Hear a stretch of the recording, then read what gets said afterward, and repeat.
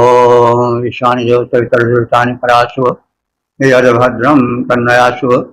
ओम भद्रं कर्णेभिः शृणुयाम देवा भद्रं पश्येमाक्षभिर्यजत्राः स्थिरैरङ्गैस्तुष्टुवांसस्तनूर्भिः देवहितमेदायुः। वेद प्रेम स्तुति श्रोतां संप्रति सब ऋग्वेद के दसम मंडल के 101वें सूक्त की व्याख्या में प्रवेश करने जा रहे हैं। इस सूक्त में 12 मंत्र हैं। मंत्र दस्ता बुध सौम्य देवता विषय देवा अथवा ऋत्युगण। इस सूक्त के प्रथम मंत्र का शीर्षक है अग्नि प्रज्वलन का आग्रह। अब संबंधित मंत्र का सर्वप्रथम तत्पर पाठ हो जाएगा।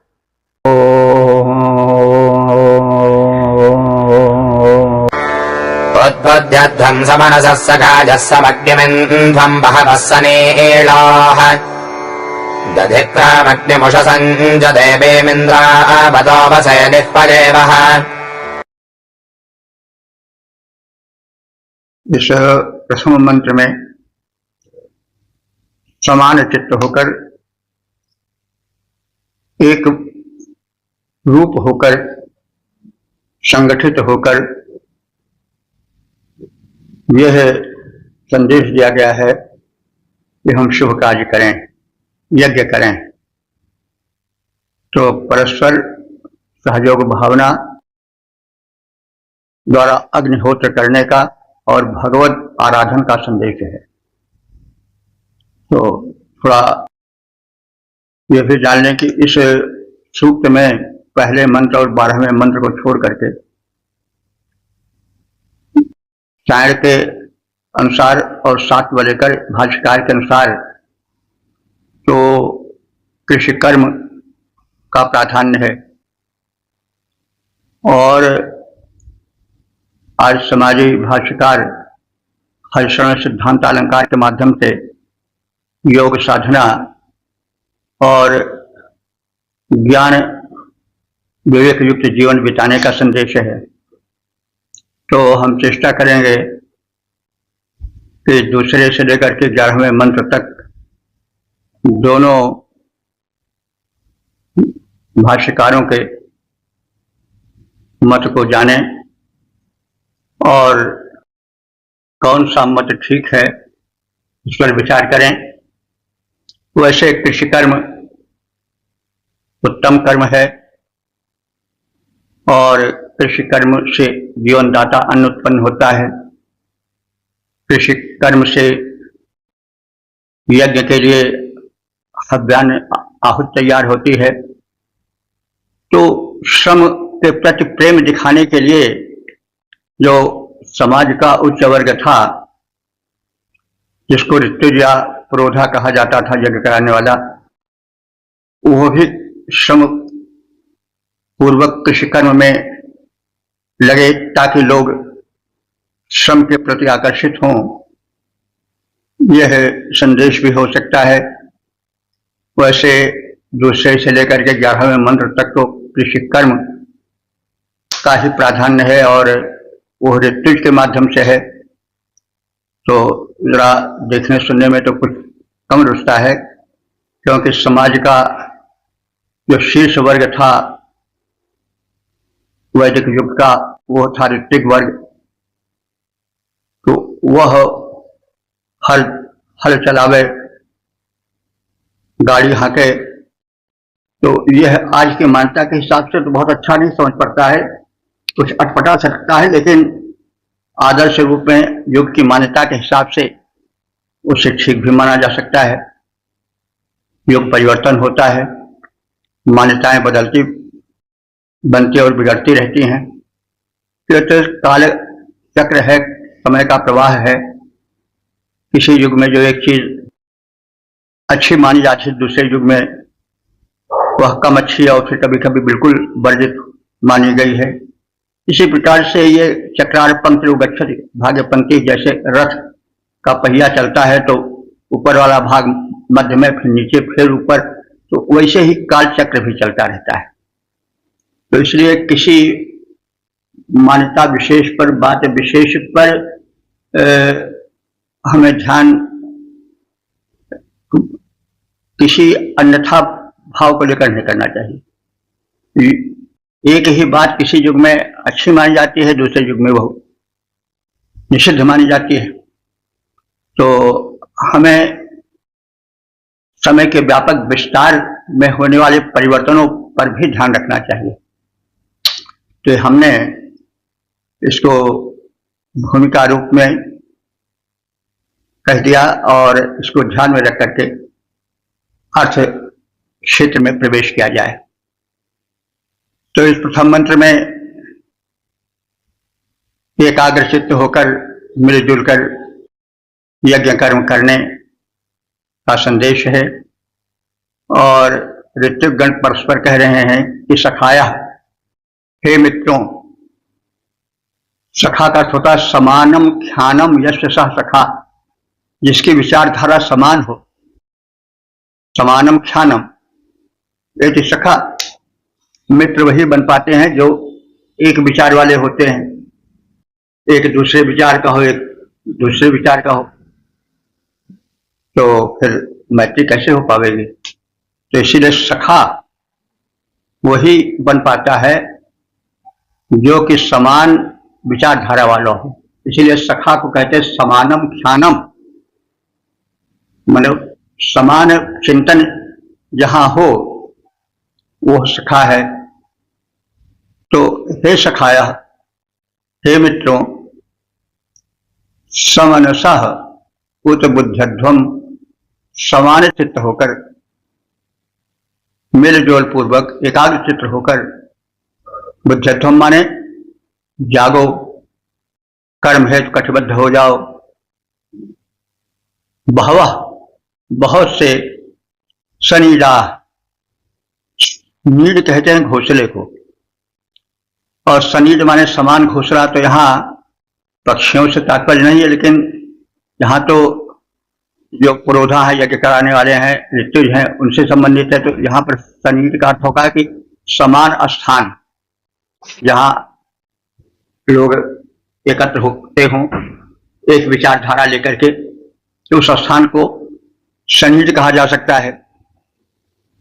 तो सनीडा हमारे समान स्थान में अग्निम सम इंद्रध्वम, यज्ञार्थ, अग्नि को प्रज्वलित करो। इंद्रध्वम माने प्रज्वलित करना। अग्निहोत्र हेतु, यज्ञ हेतु, हे मित्र, हेतु जो एक स्थान पर आसीन होकर यज्ञ हेतु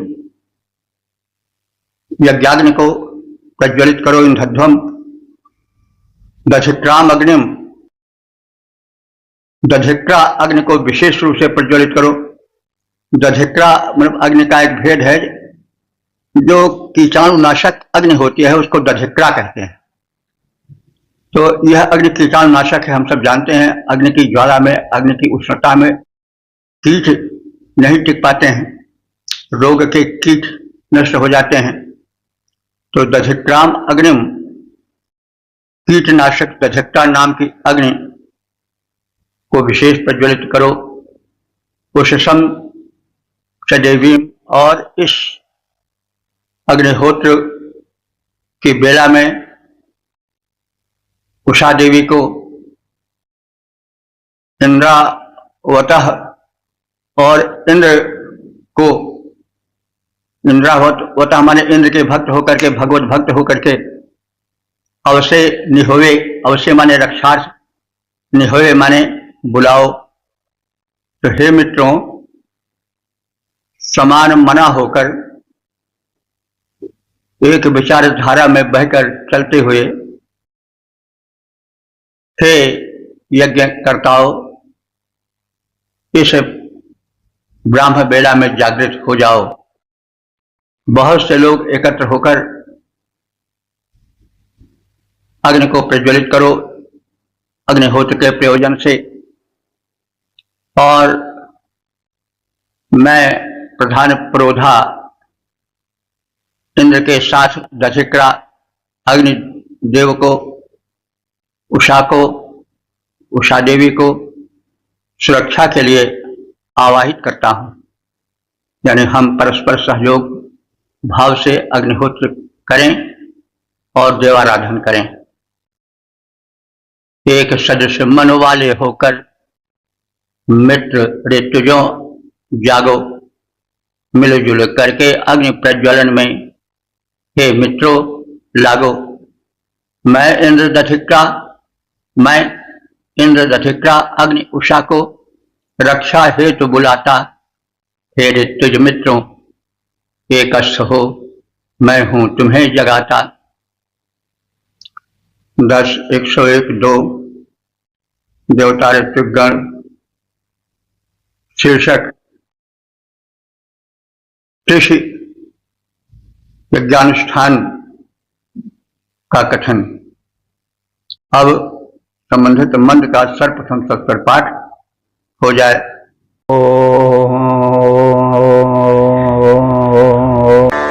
मंद्रा गृणध्वं धिय आदनुध्वं दावमरित्रवर्णीं गृणध्वम् इष्कृणध्वमाजधारं गृणध्वं प्राञ्जये यज्ञं प्रणजता सखाजः।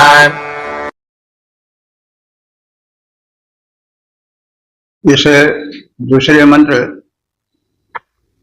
की व्याख्या हम शायर के अनुसार और आर्य समाजी व्याख्याता हर्षालंकार इन दोनों के अनुसार करेंगे। तो प्रथम हम हर्ष सिद्धांतालंकार जो आर्य समाजी व्याख्याकार हैं उनके अनुसार व्याख्या प्रस्तुत कर रहे हैं। भावार्थ यह है कि हम भगवत भक्ति करें, भगवत भजन करें, प्रभु स्तवन करें और उससे अपने बुद्धियों को सुसंस्कृत करें, सजाएं संवारें। शरीर को नाव बना लें, ज्ञान व कर्म को दो चप्पू जो खींचते हैं नाव को आगे बढ़ने में सहायक होते हैं, उनको दो चप्पू बना लें या चप्पू बना लें। प्रभु प्रेरणा को सुने, इंद्रियों मन व बुद्धि को अलंकृत करें और उसके द्वारा जीवन यज्ञ को सफल करें, यज्ञात्मक जीवन बिताएं। तो शब्दार्थ देखें। मंद्रा माने आनंद को प्राप्त कराने वाले। स्तोत्रों की तुम सब कृध्वम व्याख्या करो, उसके भावार्थ को, आशय को समझो। और मंद्र माने आनंद, प्रभु स्तवन में, भगवत भक्ति में आनंदानुभव करो। धिया माने अपनी बुद्धियों को, प्रज्ञानों व कर्मों को आत्मध्वम विस्तृत करो। वस्तुतः प्रभु का सच्चा भक्त वही है। और अभी धरणी ज्ञान व कर्म रूपी दो इन चप्पुओं द्वारा भवसागर से पार करो। भवसागर को पार करो, कृध्वम माने करो। सुत प्रामाणम पृथ्वी द्या मन है। संस्कृत के इस मंत्र में नाव से उपमित किया गया है।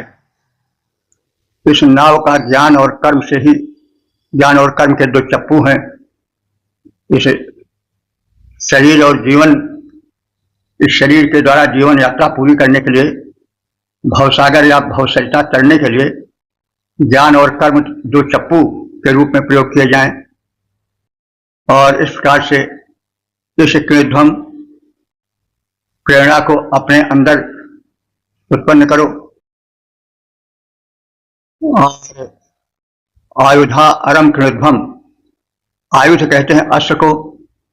तो शरीर रूपी जो है एक युद्ध का क्षेत्र, उसमें आयुध माने अस्त्र कौन है? इंद्रियां।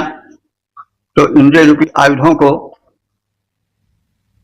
अलंकृत करो, सुसज्जित करो और इन सुसंस्कृत उपकरणों के द्वारा, साधनों के द्वारा सखाया परस्पर मित्र भाव से व्यवहार करो, मिलजुल कर रहो।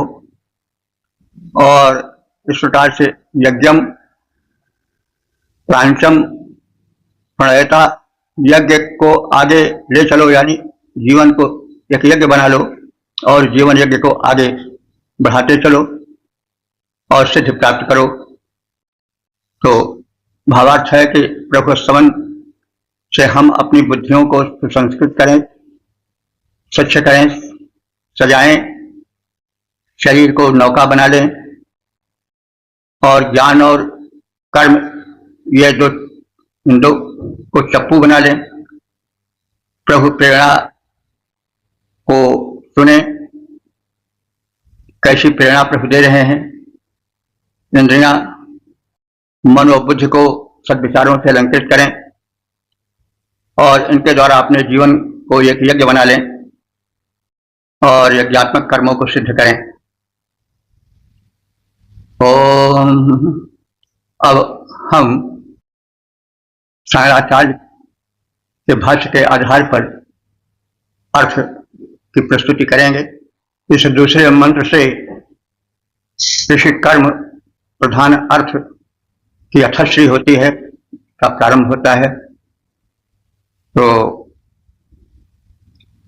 ऋत्विज हैं, यज्ञ कराने वाले हैं, यद्यपि वो अपने युग के शीर्ष थे, लेकिन फिर भी श्रम के प्रति श्रद्धा उत्पन्न करने के लिए वे कृषि कर्म में अपने को लगाए, उसको एक यज्ञ रूप में देखे। तो उस अर्थ में यानी उस आशय को लेकर किया जा रहा है। सखाया, हे मित्रों, मंद्राकृध्वम, आनंदप्रद कर्म करो, आनंददायक स्तुतियां करो। धिया, अपनी बुद्धियों को, विचारधाराओं को तनुध्वम माने आकार दो, व्यवहार में लाओ, उनका विस्तार करो। अरित्रा परिणीम नावम कृध्वम। अब अरित्रा परिणीम हलदंड, अरित्रा परिणीम कहते हैं हलदंड को। हल का जो डंडा होता है, यानी जिसको कंधे पर रखकर किसान लोग चलते हैं। तो अरित्र परिणीम हलदंड को नावम कृध्वम, नौका बना लो, क्योंकि तुम्हें जीवन यात्रा करनी है। तो कृषि कर्म नहीं करोगे तो अन्न कैसे उत्पन्न होगा, अन्न नहीं उत्पन्न होगा तो अतिथि सत्कार कैसे होगा, खाद्य सामग्री कैसे मिलेगी, जीवन का भरण पोषण कैसे होगा, साथ ही साथ यज्ञ में आहुतियां कैसे बनेंगी। तो इसलिए जो हल दंड है, हल जो है वो एक प्रकार की नाव है। जैसे नाव से हम जलराशि को पार कर जाते हैं, वैसे कृषि कर्म से हम अपने जीवन को सुलभ और सुखी, संपन्न और शुभ कर्म करने में लगा सकते हैं। यज्ञ आदि में भी अन्न की आवश्यकता होती है, खाने में, खिलाने में, आहुति डालने में। तो इस प्रकार से हलदंड जो कि कृषि का साधन है, उसका हम आधार लें। आयुधा, आयुध कहते हैं अस्त्र शस्त्र को। तो जो कृषि कर्म संबंधी उपकरण हैं वे ही अस्त्र शस्त्र हैं। उनको हम सजाएं, संवारें और उनको कृषि कर्म में सदैव तत्पर रखें। तो इस प्रकार से आरंभ माने पर्याप्त मात्रा में कृध्वम, कृषि कर्म संबंधी व्यवस्थाएं करो। प्रांचम यज्ञम नयत, उत्तम कृषि कर्म का संपादन करो, अनुष्ठान करो। और जो कृषि उपकरण है, हल जुआ खाद की व्यवस्था करो। तो हे मित्रों, ऋतुजों, सुखप्रद अष्टोत्र पाठ करो, यानी जीवन को प्रार्थनामय बनाओ।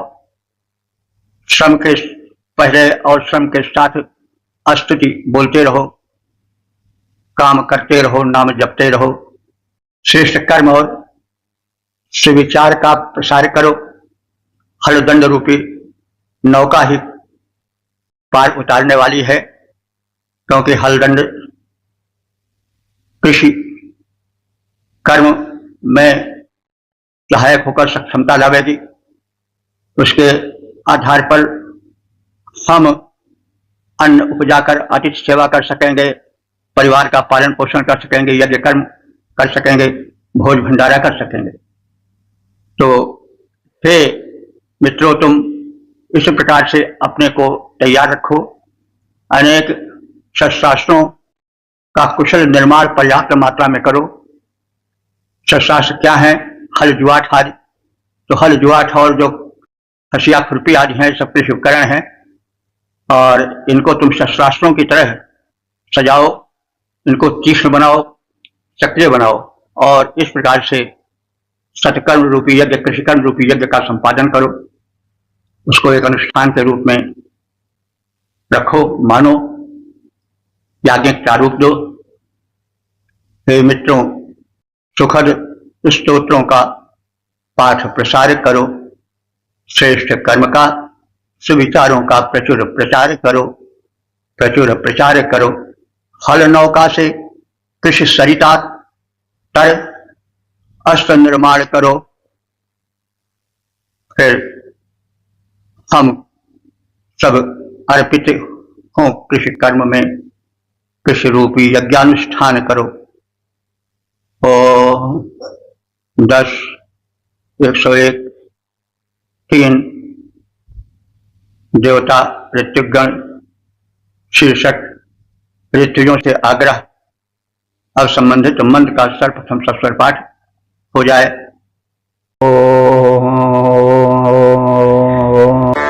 युनक्तसेदापि जुगातनध्वं कृते जानो बपते हबीजम् विराज सृष्टिः सबरा असन्नो नेदीज इत्सृण्यः पक्वमेजात्। इस तीसरे मंत्र में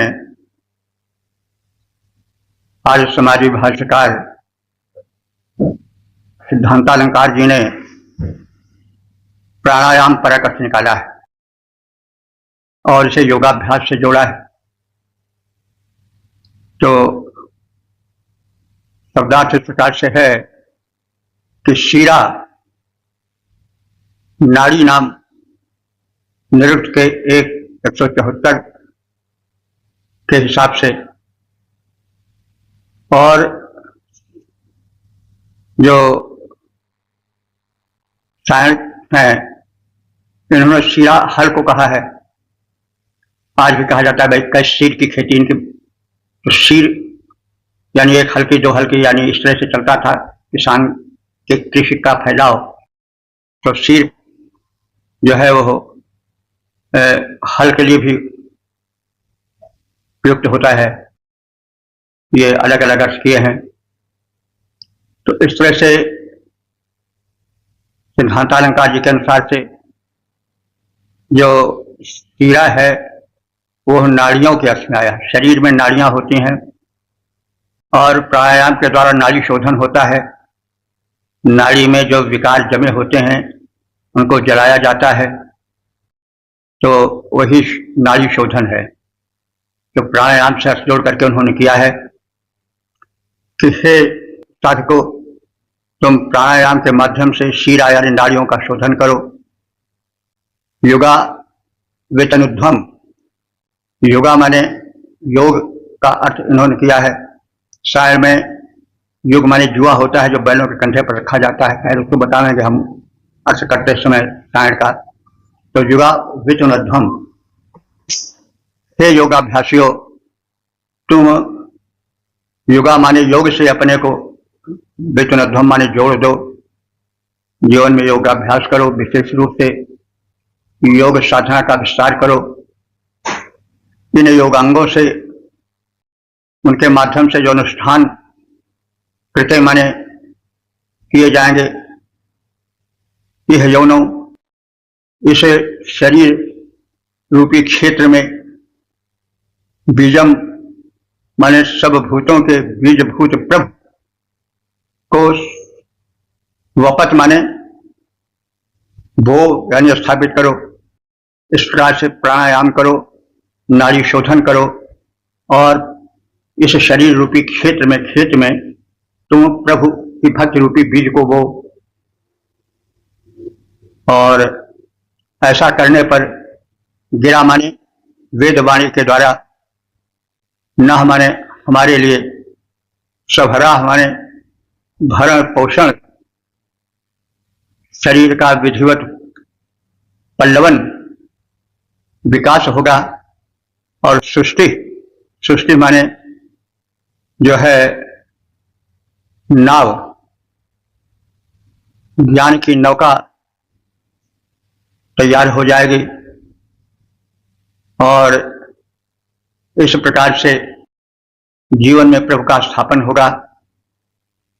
इस प्रकार से शरणा माने गतिशील जीव, शरण माने जो चलता फिरता हो, गतिशील हो, तो यह गतिशील जो जीवन है वो निश्चय रूप से जो है वह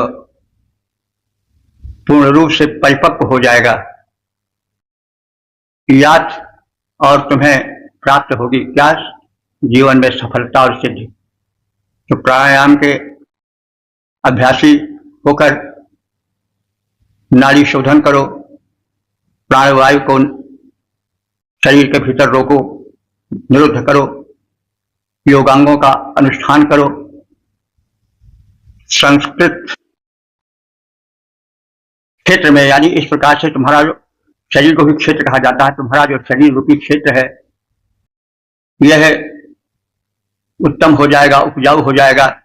इसमें प्रभु भक्ति रूपी बीज का वपन होने पर जो उपज होगी ज्ञान की, भक्ति की, वह बड़ी ही सुखकर होगी।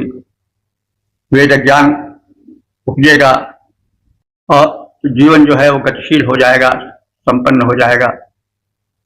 तो इस प्रकार से हमने संक्षेप में सिद्धांतालंकार द्वारा किए गए अर्थ को स्पष्ट किया। अब साराचार्य 7 बजे कर और जो कुछ मेरे द्वारा हुआ है अर्थ रूप में प्रकट किया गया है, उसकी प्रस्तुति होगी। इस तीसरे मंत्र में कृषि कर्म में जो कुशलता होती है, कृषि कर्म में जो शस्त्र या औजार युक्त होते हैं, उनके सफल प्रयोग से किस प्रकार से कृषि उन्नत होती है, आज का कथन है। तो शीरा युनक्तु, हे मित्रों आओ, और शीरा माने हलों को, शीर हल को कहते हैं। यह देहात में भी प्रयुक्त होता है, आज भी कृषि कर्म होता था। आज तो ट्रैक्टर चल रहा है, लेकिन 25-30 साल पहले जब हल चलता था तो हम लोग सुनते थे कि भाई इनके पास दो शीर है, और माने 2 हलों से 2 बैलों से चलने वाली खेती है, 4 शीर इस प्रकार। और शीरध्वज कहा गया जनक को भी, क्योंकि उनके ध्वजा में शीर था, शीर माने हल। तो वे भी एक भूमिका प्रस्तुत किए थे कि कृषि कर्म के प्रति रुचि रखो। जो कर्म राजा करते हैं या बड़े लोग करते हैं, उसी कर्म को छोटे लोग अच्छा समझ करके करने लगते हैं। जिस कर्म को समाज के अगुआ बड़े या शासक करते हैं वह अच्छा माना जाता है, जिसको वो बढ़ाते हैं छोड़ते हैं उसको बुरा माना जाता है, क्योंकि बड़ों का अनुसरण छोटे करते हैं, जैसे बड़े करते हैं वैसे छोटे करते हैं। तो हमारे यहाँ कृषि कर्म को उत्तम माना गया है। राजा महाराजा ऋषि मुनि सब कृषि कर्म में रुचि लेते थे और कृषि कर्म करते थे। ये सब बातें इस मंत्र से स्पष्ट होती हुई दिख पड़ेंगी। तो हे मित्रों, हे ऋतुजों, शीरा युनक्त, हलों को जोतने के लिए तत्पर करो। जुगा माने जुआठ, जिसमें बैल नाधे जाते हैं। तो जुआठों को तनुध्वम माने विस्तृत करो, जुआठों में बैलों को नाधो। कृते यौनव, उत्तमता से खेत को जोतो। बीजम वपत, और तदुपरांत उसमें बीज वपन करो। नह गिरा सृष्टि, सभरा असत न गिरा माने हमारे अस्तुत वचन से सभरा असत, खेती अत्यंत हरी भरी हो, पुष्ट हो, हम ऐसी कामना करते हैं। श्रम हमारा सबका सफल हो। श्रेण्या हंसिया को कहते हैं, जिससे फसल काटी जाती है।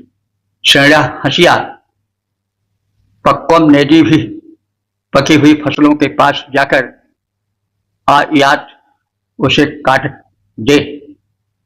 तो हे मित्र ऋतुजों, तुम कृषि कर्म में रुचि लो, हलों को योजित करो, संभालो, सजाओ, कर्म में लगाओ, कृषि कर्म में जुटाओ।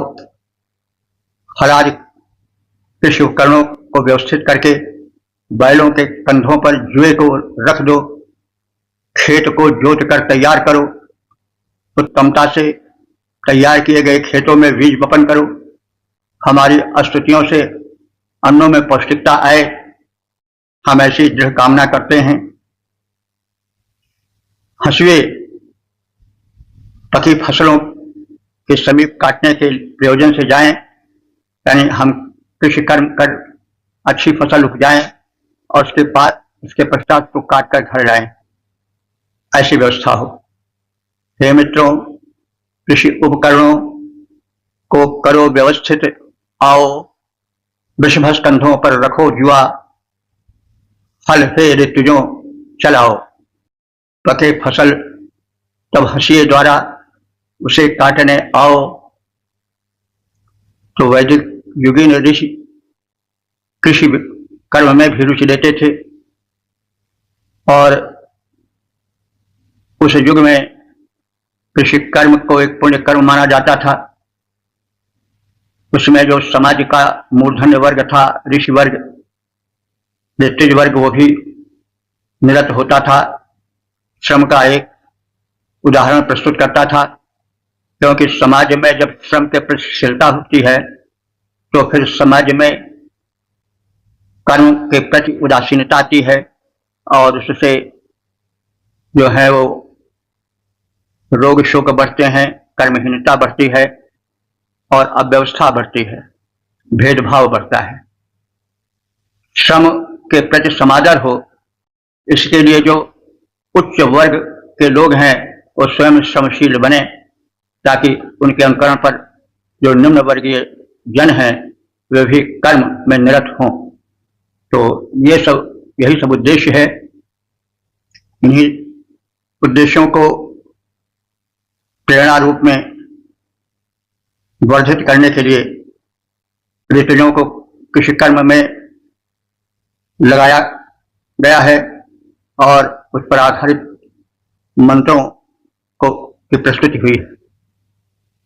वैदिक युगीन कृषि व्यवस्था पर प्रकाश पड़ता है इस मंत्र से। और हल की मूठ थामना गौरव का विषय था। यज्ञ कराने वाले ब्राह्मण हल चलाना भी जानते थे, उसमें भी निपुण होते थे, कृषि कर्म में भी दक्ष होते थे। यह तथ्य इस मंत्र से निकल कर आता है। ओ 10 101 4 देवता ऋत्विकगण शीर्षक हल चलाने का कथन। अब संबंधित मंत्र का सर्वप्रथम सत्तर पाठ हो जाए। श्रीराजञ्जन्ति कवयो जुगावितन् पदे पृथक् धीरा देवेषु संभजा। इस चौथे मंत्र में प्रथम हरिशरण सिद्धांत अलंकार जी की व्याख्या की प्रस्तुति की जा रही है। कवया माने ज्ञानी पुरुष। शीरा माने नाड़ियां, 10 नाड़ियां हैं, योग में उनका बड़ा महत्व है। तो जो ज्ञानी पुरुष हैं, योगाभ्यासी हैं, वे पहले शीरा माने नाड़ियों को युञ्जन्ति माने योगाभ्यास से जोड़ते हैं। मतलब योगाभ्यास के द्वारा, प्राण साधना के द्वारा उन नाड़ियों में प्राण वायु को निरुद्ध करते हुए जोड़ते हैं।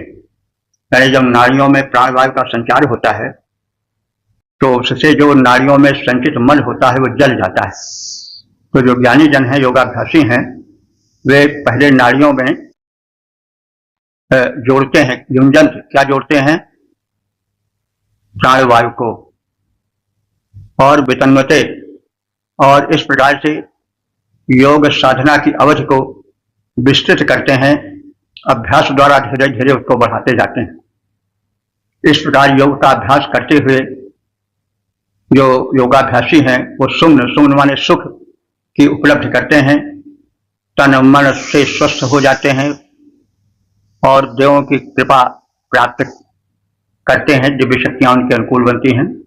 तो हम यह जान सके हैं कि विविध नाड़ियों में संचित मल को जलाने के हेतु प्राण निरोध करना, वहां पर वायु का प्रवेश करा करके मल जलाने के हेतु प्राणों को निरुद्ध करना, ऑक्सीजन या प्राण वायु को वहां रोकना, यह कर्म आवश्यक है। योगांगों के अनुष्ठान में तत्पर रहना चाहिए, निरंतरता बनी रहनी चाहिए, और इसके साथ साथ देवस्तवन, देव भक्ति भी होनी चाहिए। तो यह है सिद्धांतालंकार द्वारा मंत्र की गई व्याख्या। अब हम प्रस्तुत करेंगे सायणाचार्य के आधार पर जो अन्य व्याख्याएं हुई हैं, जिसमें हम अपना भी कुछ जोड़े हैं, उसकी प्रस्तुति करेंगे। इस चौथे मंत्र में कृषि कर्म हेतु समुद्यत स्थिति का कथन किया गया है। देवेषु धीरा, देवों पर जो शुद्धा बुद्धि रखते हैं, ऐसे धीर माने बुद्धिमान लोग, कवय माने ज्ञानी लोग, सुमनया चिरायु, अंत माने सुख पूर्वक हल चलाते हैं।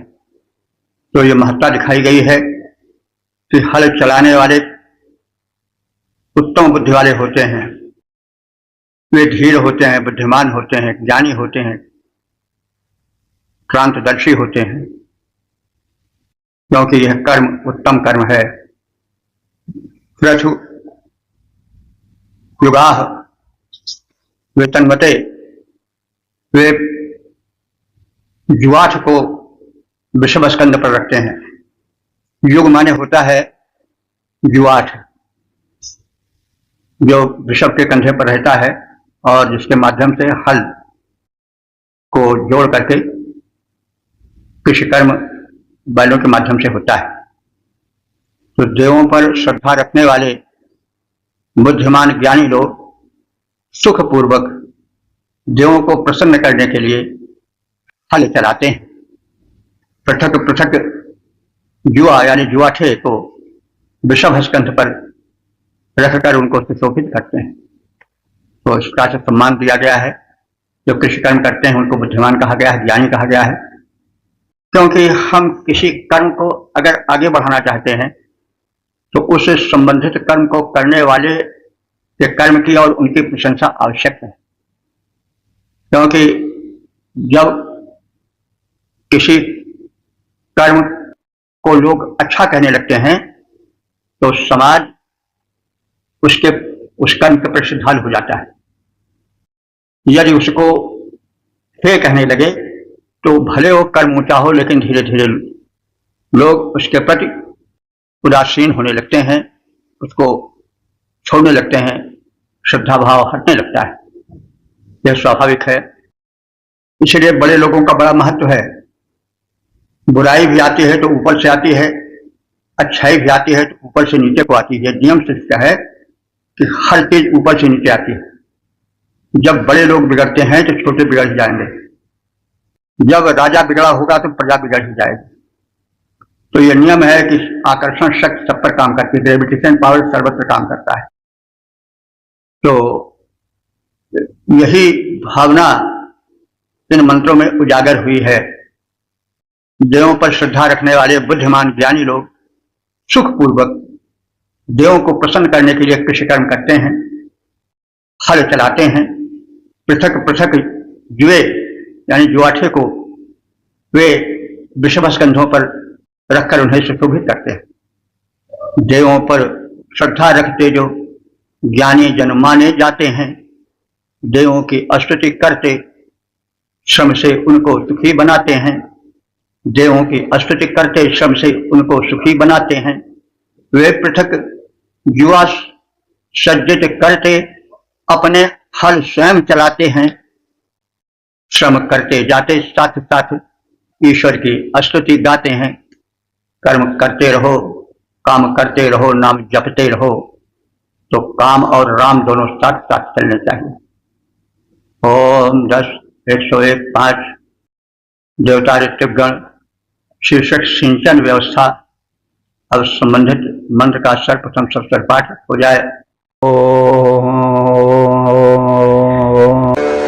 निराहावान् कृणोदन संवदत्रा दधातन सिञ्चामः अवदमुद्रिणम् भजम् सुषेकमनुभक्षितम्। इस पांचवें मंत्र का अर्थ, इसकी व्याख्या प्रथम आज समाजी व्याख्याता हरिशरण सिद्धांतालंकार जी के अनुसार की जा रही है। उनका कथन है कि इस मंत्र में प्रभु का स्मरण करो और अपने जीवन के व्रत को धारण करो, कार्य करो और भगवान का स्मरण करो। दोनों जीवन में साथ साथ चलने चाहिए। आह्वान माने भगवान के नामों को पुकारो, आराधना में दत्तचित्त हो जाओ। और वरत्रा, वरत्रा माने व्रतधारी बनो और व्रत की रज्जु से अपने जीवन को बांधो, यानी जीवन व्रतमय बने। प्रभु का स्मरण करो, जीवन को व्रती बनाओ। वयम हम सब प्रभु को सिंचामः अपने भक्ति भावना से सिंचित करें। अवतम वे भगवान हम सबके रक्षक हैं। उद्रणम माने ज्ञान रूपी जल से परिपूर्ण है। सुशेकम हमें आनंद से वे परमात्मा सिक्त करने वाले हैं। अनुक्षितम वे कभी क्षीण नहीं होते हैं, दुष्टों को ही क्षीण करते हैं। तो जीवन का आनंद इसी में है कि हम प्रभु का स्मरण करें, व्रतों का पालन करें और जीवन को सक्रिय जीवन बनाएं। तो अब इसके पश्चात हम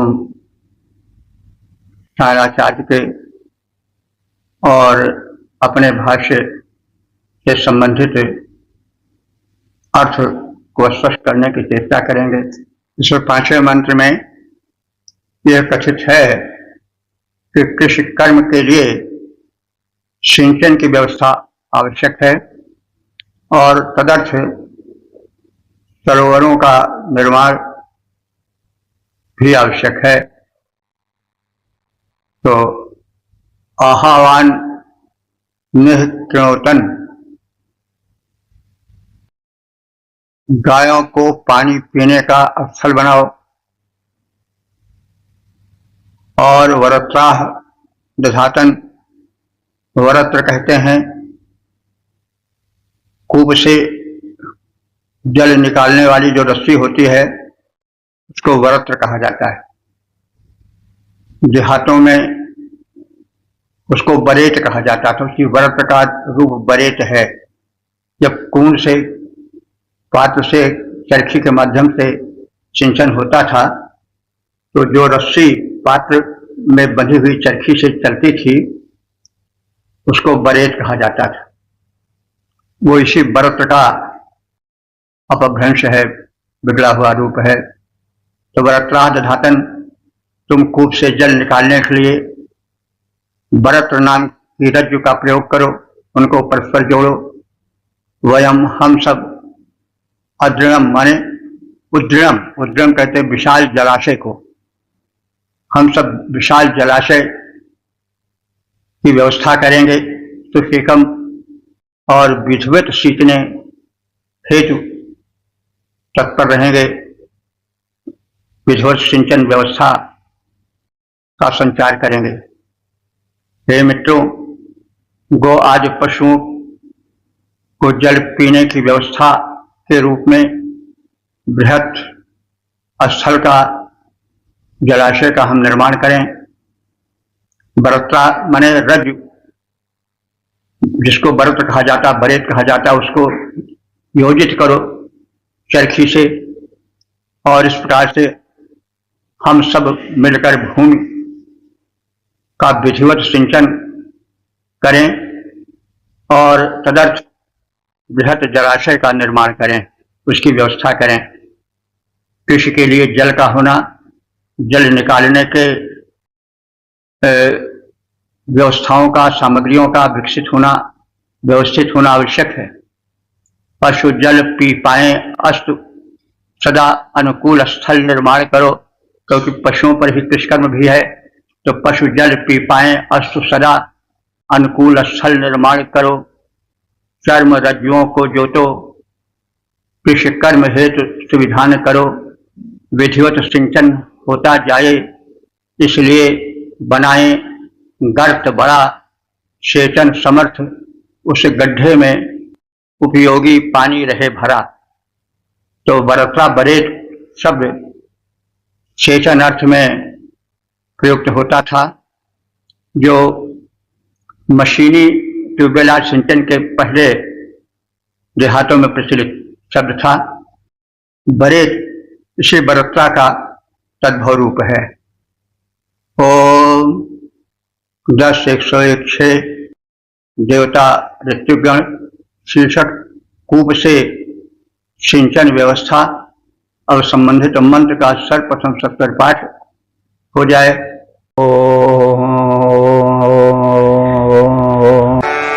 तिष्कृताः वमपदं समरत्रं सुषेचनम् पुत्रिणं सिञ्चय अक्षितम्। इस छठे मंत्र में यह कहा गया है कि प्रभु स्मरण और कर्म दोनों साथ साथ चलें। तो मैं अपने अंदर प्रभु को सिंचे माने सिंचता हूं, सिक्त करता हूं, अपने पूरे अंतर में उनको बिठाता हूं, और इस प्रकार से अवतम भगवान हमारी रक्षा करेंगे, मुझे वासनाओं से बचाएंगे। सुसेचनम हमारे जीवन की बगिया को सिंचित करेंगे, आनंद से भर देंगे, और इस प्रकार से हम एक सुरक्षित जीवन बिता सकेंगे।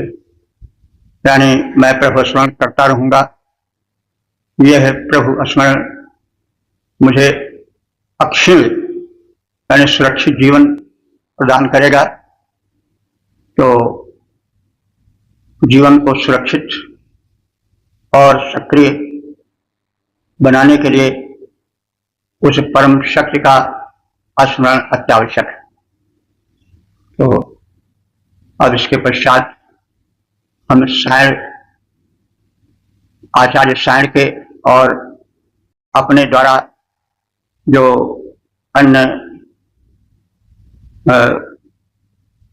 ग्रंथों का अध्ययन करके अर्थ प्राप्त किए हैं, अन्य भाष्यों से जो प्रेरणा प्राप्त किए हैं, उसको व्याख्यायित करेंगे, स्पष्ट करने की चेष्टा करेंगे। इस छठे मंत्र में उत्तम सिंचन की व्यवस्था कृषि करने के लिए आवश्यक है, उसका कथन है। कृषिकृत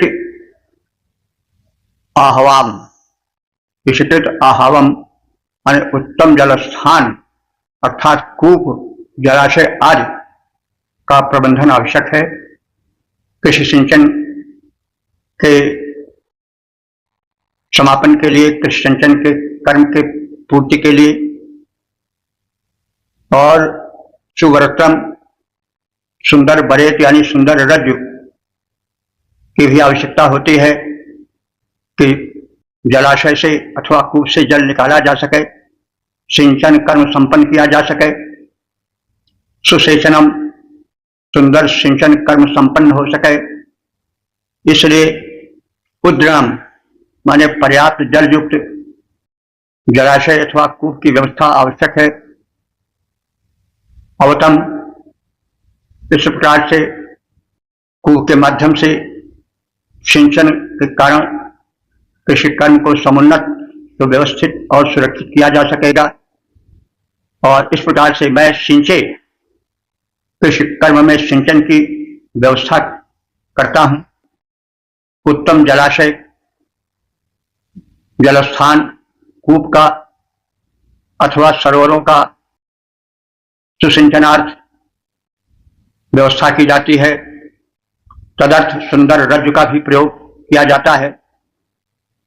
मैं पर्याप्त जलपूर्ण अक्षय जल युक्त कूप और सरोवरों को सिंचन कार्य हेतु व्यवस्थित करता हूं, उनका प्रबंधन करता हूं, व्यवस्थित करता हूं।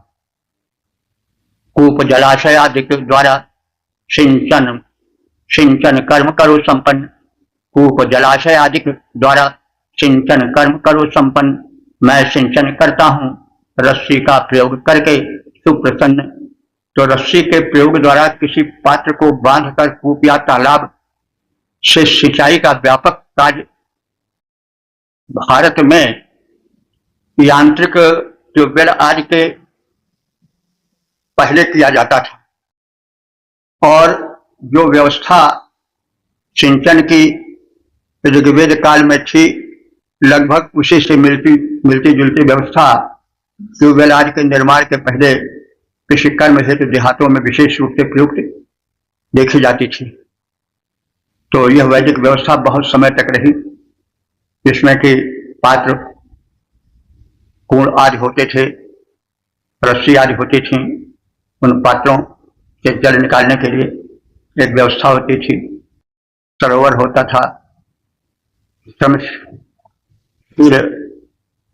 श्रमिक होते थे। तो इस प्रकार से यह सिंचन व्यवस्था कृषि कर्म के लिए किस प्रकार से वैदिक युग में की जाती थी, उसका चित्रण है, जो बहुत समय तक चलती रही। ओम 10-101 देवता ऋतिकगण शीर्षक सिंचन व्यवस्था। अब संबंधित मंत्र का सर्वप्रथम तत्पर पाठ हो जाए।